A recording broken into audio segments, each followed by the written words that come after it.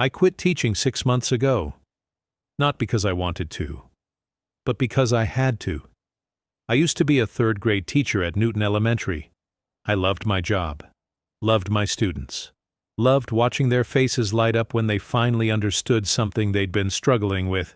But love doesn't pay the bills when you're a single father. So now I deliver food. DoorDash, Uber Eats, Grubhub. Whatever app pings first. I work 70 hours a week. I make about twice what I made as a teacher. And every single day, I hate myself a little bit more for giving up the one thing I was good at. But my son needs me. And right now, he needs me to have flexible hours and money in the bank more than he needs me to have a job I love.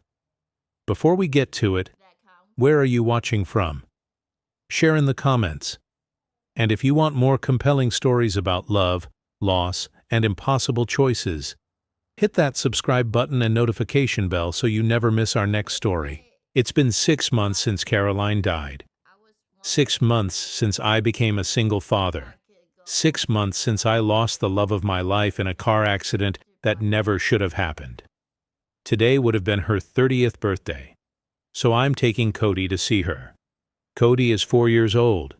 He doesn't fully understand death yet. He knows Mommy is gone. He knows she's not coming back, but he still asks when she's coming home. Still sets a place for her at dinner sometimes. It kills me every single time. "Daddy, where are we going?" Cody asks from his car seat. He's clutching a handful of daisies we picked from the park. His favorite flowers. Caroline's favorite flowers. "We're going to visit Mommy." "At the place with the rocks?" "Yeah, buddy. The cemetery." "Will she be there?" I grip the steering wheel tighter. "In a way." He's quiet for a moment. Then, "Can I give her the flowers?" "Of course you can." Oakwood Cemetery is 20 minutes outside the city. Rolling hills, old oak trees. Quiet. Caroline is buried in the oldest section where the people from traditional families rest. Plot 247, row C. I've memorized it. I park the car. Unbuckle Cody, hold his hand as we walk through the gates. He's been here 3 times before, once for the funeral, which he barely remembers. Twice since then. He's getting used to it, which breaks my heart in a different way. "Is Mommy's rock the pretty one?" he asks. "Yeah, the one with the angel." Caroline's headstone is white marble. Her parents, well, her father, paid for it. I couldn't afford anything close to that nice. Caroline Elizabeth Ballard, 1995, 2024. Beloved daughter. I hate that it doesn't say beloved wife or beloved mother. But I wasn't consulted. I wasn't even invited to help plan the funeral, because Caroline's father didn't know I existed. We round the corner toward her grave, and I stop, because someone is already there. A man, older, maybe 60, expensive suit, gray hair, standing with his back to us, staring down at Caroline's headstone. Gregory Ballard, her father. I've never met him, but I've seen his picture. Caroline showed me once, years ago, when she was trying to explain why she couldn't tell him about me. "He's not a bad man," she'd said. He has very specific ideas about what my life should look like. And you don't fit into those ideas." I'd asked her, "Am I ever going to meet him?" She'd smiled sadly. "Someday, when I'm brave enough." But someday never came. I saw him at the funeral. They didn't see me at all. I should leave, turn around, come back later. But Cody was already pulling me forward. "Daddy, come on. I want to give Mommy the flowers." Gregory turns at the sound of Cody's voice. For a moment, we just stare at each other. He's holding a bouquet of orchids. Expensive, perfect. The kind of flowers you buy when you have more money than emotion. Cody and I are holding daisies. Wilted, free, the kind of flowers you pick when you have more love than money. "Excuse me," Gregory says. His voice is cold, clipped. "This is my daughter's grave." "I know," I say quietly.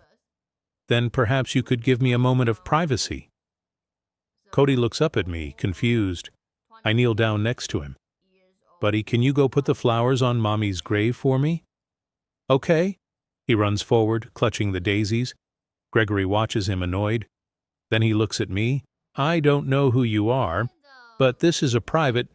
And then Cody places the daisies on the grave, right next to the photo embedded in the headstone, the photo of Caroline smiling. Hi, Mommy, Cody says softly. I brought you flowers, the pretty yellow ones you like. Gregory goes completely still. Cody, he whispers. Cody looks up. That's me. How do you know my name? Gregory stares at him. At his eyes, Caroline's eyes. At his nose, Caroline's nose. At his smile, Caroline's smile. Then Gregory looks at me. And I see the exact moment he understands. Who are you? His voice is shaking now. I take a breath.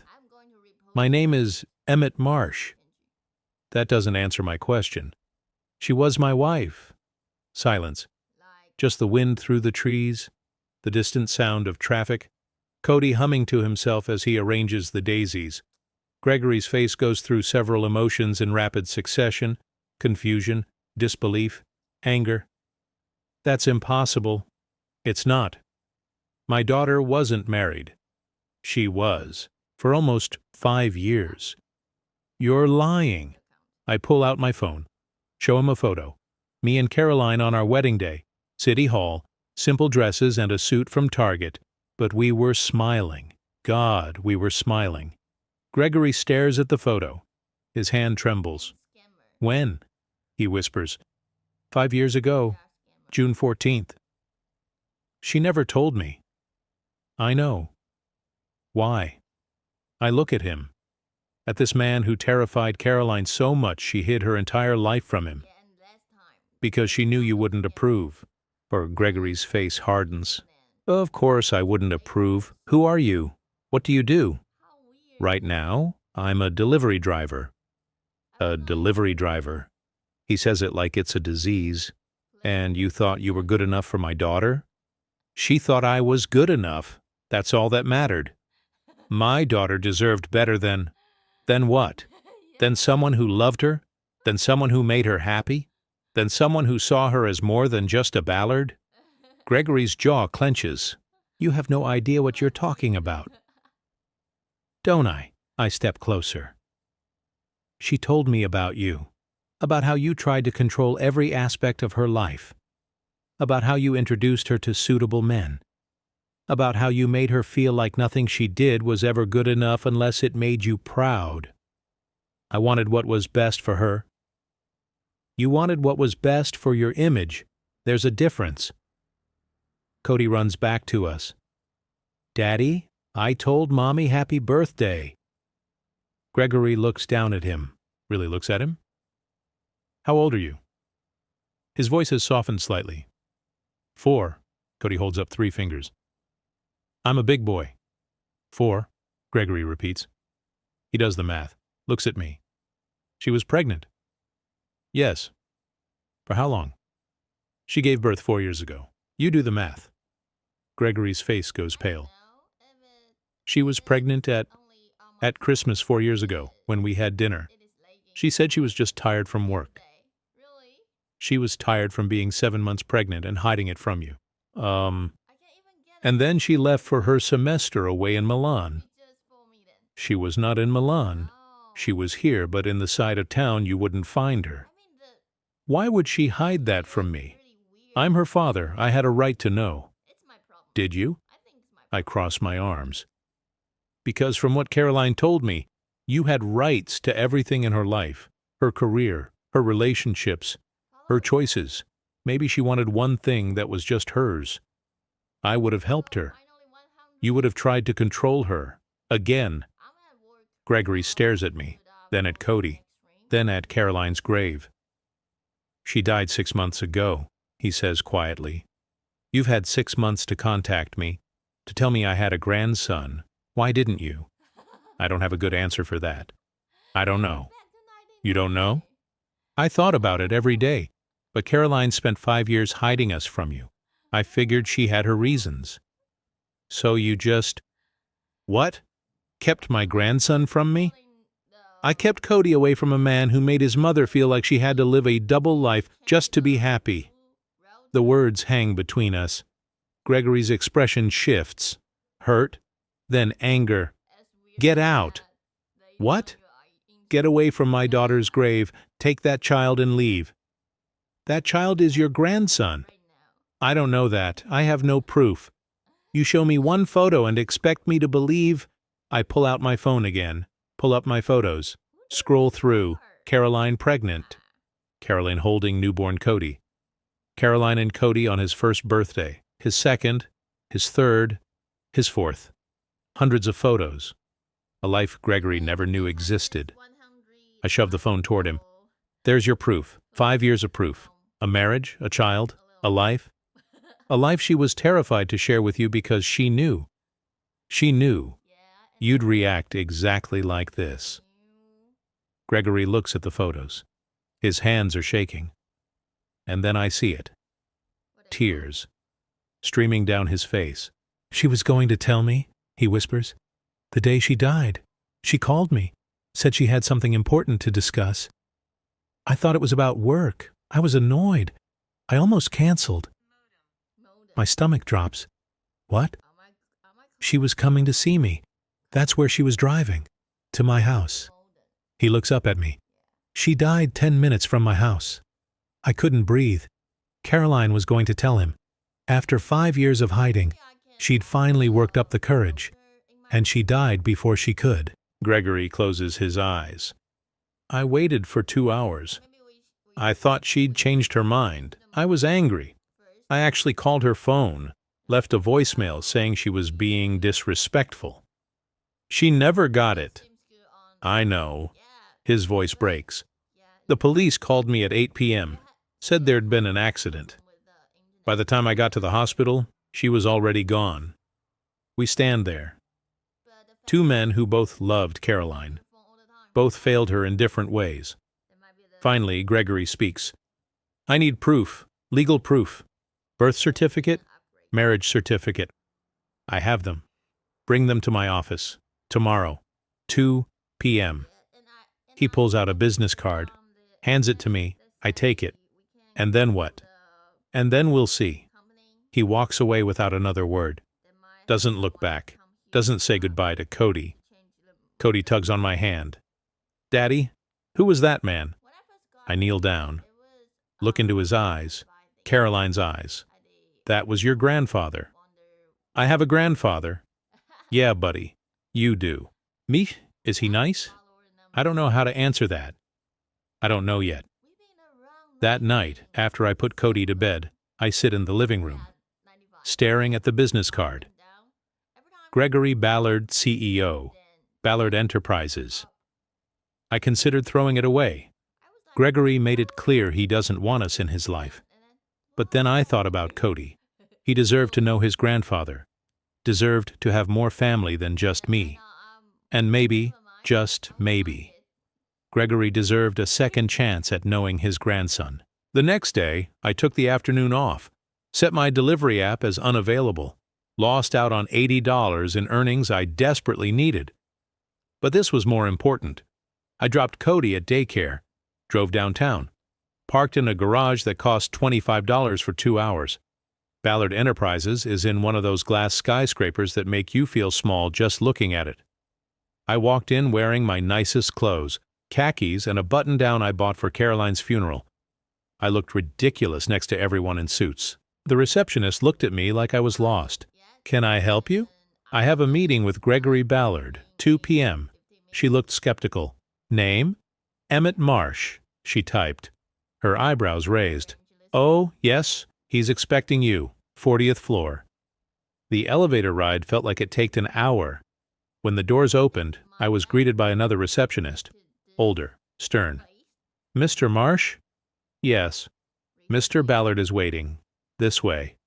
She led me down a hall, past offices with glass walls, past conference rooms, past people who all look like they belong here. I didn't belong here.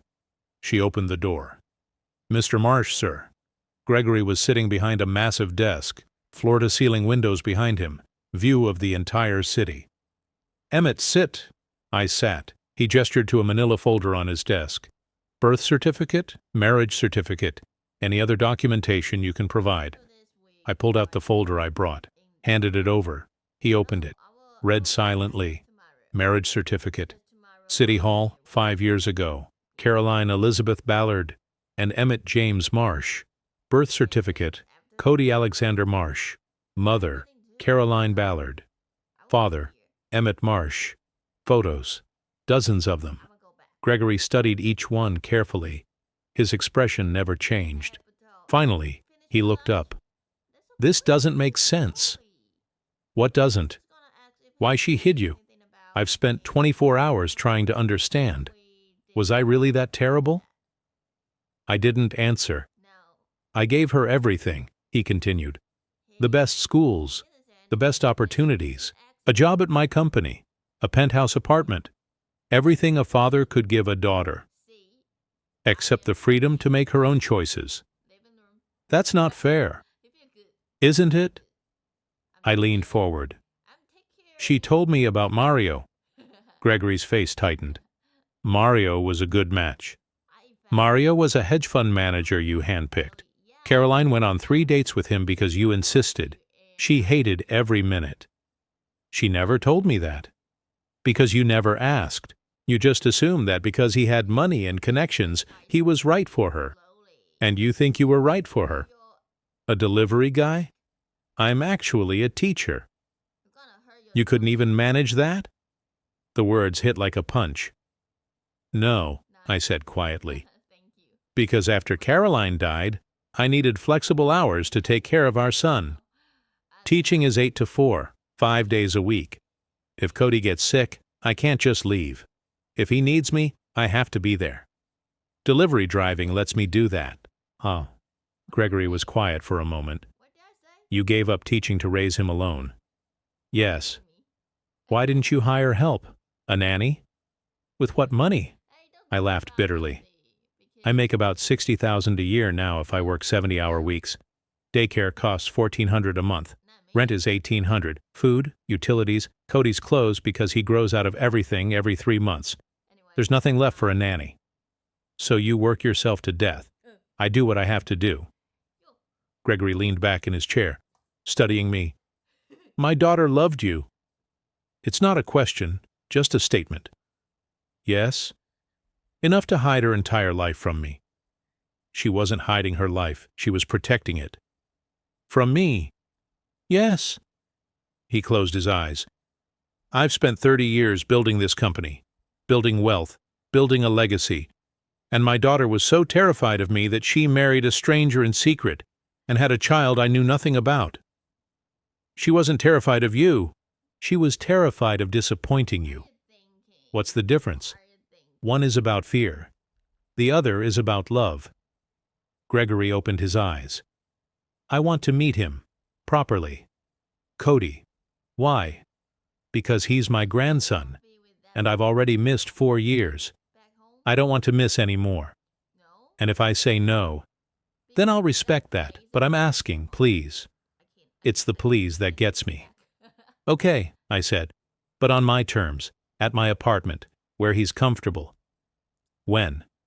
Saturday, 2 p.m. And Gregory, if you say anything that makes him feel like he's not good enough, we're done. Understood? Understood. Saturday came too fast. I cleaned the apartment. Cody didn't understand why I was nervous. Is Grandpa coming? He asked. Yes. Is he nice now? I hope so, buddy. At exactly 2 p.m. there was a knock. I opened the door. Gregory stand there. No suit this time. Just slacks and a sweater. He looked smaller somehow. More human. He was holding a gift bag. Hi, he said. Come in. He stepped inside, looked around. I could see him taking in the worn furniture, the small TV, the toys scattered everywhere. Cody, I called. Come here for a minute. Cody ran out of his room, stopped when he sees Gregory.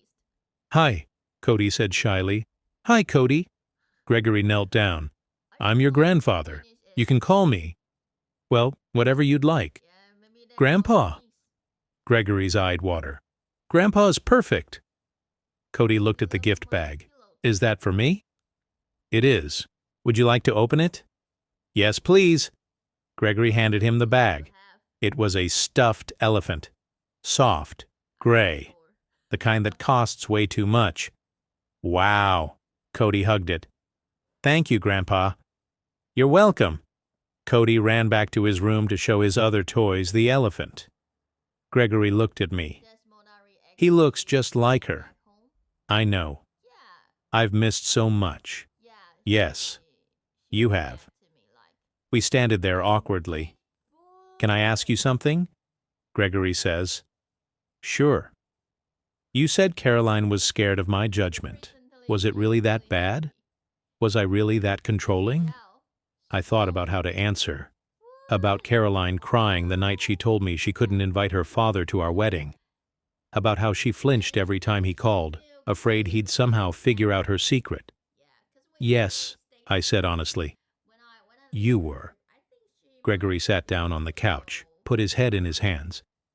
I thought I was protecting her, guiding her, making sure she didn't make mistakes. You were suffocating her. I know that now. He looked up. Can I tell you something? Okay. My wife, Caroline's mother, died when Caroline was 12. Cancer. I promised myself I'd take care of Caroline. Make sure she had everything. Make sure she never struggled the way we did when I was building the company. So you tried to control everything. I tried to make sure she never got hurt, never made bad choices, never ended up with someone who couldn't provide for her. He paused. Someone like you. I'm not going to apologize for not being rich. I'm not asking you to. Gregory walked to the window. My daughter spent 5 years hiding from me, and then she died trying to finally tell me the truth. That's my fault. It's not. It is. If I'd been the kind of father she could talk to, she wouldn't have been in that car that day. She wouldn't have been so terrified of telling me that she waited 5 years. I didn't know what to say to that. I can't get her back, Gregory continued. But I have a grandson, and I don't want to make the same mistakes with him. What are you saying? I'm saying I want to be part of his life, if you'll let me. And what does that look like? I don't know, but I'd like to figure it out. Together. Over the next few months, Gregory visited every Saturday. At first, it was awkward.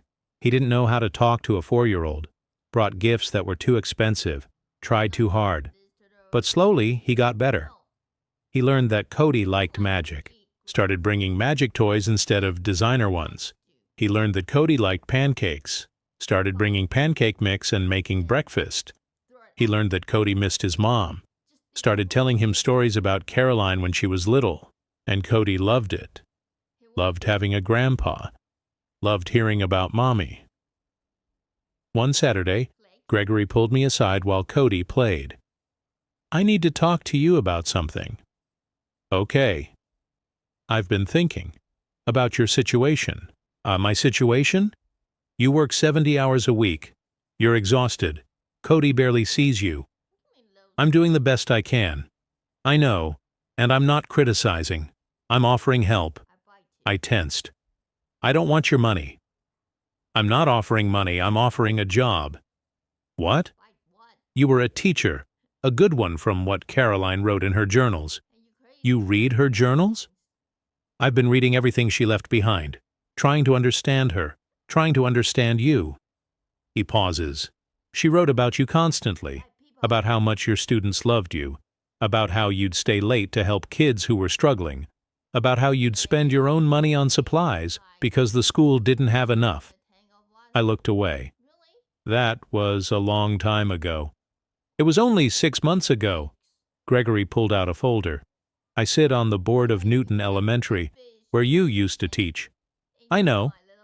There's an opening, 4th grade. It's yours if you want it. I stared at him. You can't just... I can't guarantee you the job, but I can make sure your application gets serious consideration. The principal remembers you, speaks highly of you. Why would you do this? Because my daughter loved you. Because you gave up something you loved to take care of her son. Because Cody deserves to have a father who's not working himself to death. He paused. And because I need to start making things right. I applied for the job and got it. I went back in August, 4th grade. Room 204, the same room I taught in before. The same room where I met Caroline 6 years ago when she volunteered to read to my class. It's December now, 5 months since I started teaching again. Cody is in kindergarten at the same school. We come together every morning. My students are amazing. I'd forgotten how much I loved this, how much it filled me. Gregory visits every weekend, takes Cody to the park, to museums, to movies. Last week he asked, "Can Cody spend Christmas with me?" What?